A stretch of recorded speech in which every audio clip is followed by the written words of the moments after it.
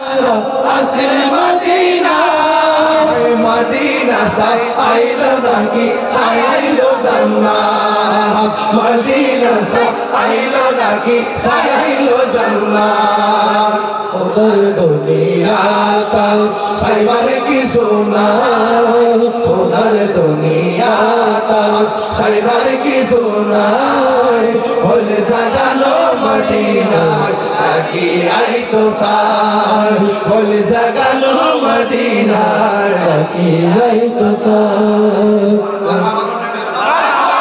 শান্তি লাগেনি?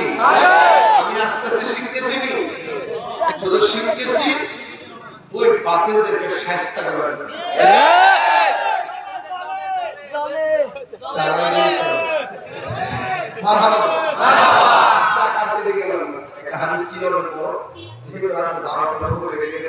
আমার আরো কিছু কাজ আছে, সময় লাগবে। তবে আমাকে এসে আমাকে একটা কাজ দিয়েছিলেন, যদি আমি সেটা আমি বলবো।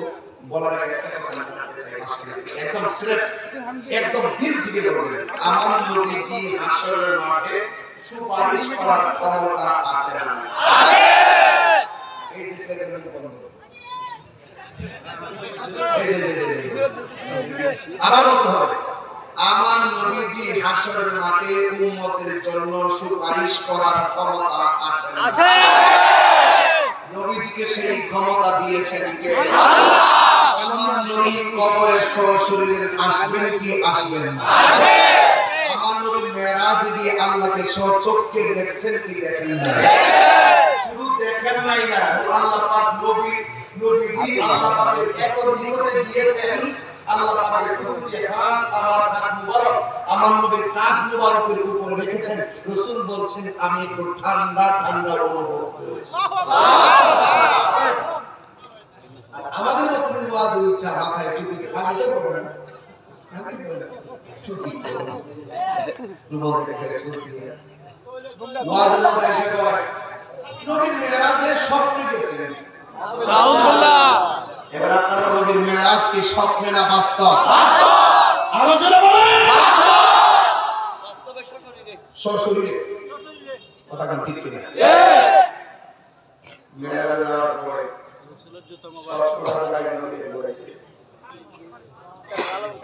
70,000 নূরের পর্দার পরে যে 70,000 রয়েছে প্রত্যেকটা জায়গা জীবনে কোনোদিন কাহার কথা জীবনে কোন নবী সেই জায়গা দেখে না।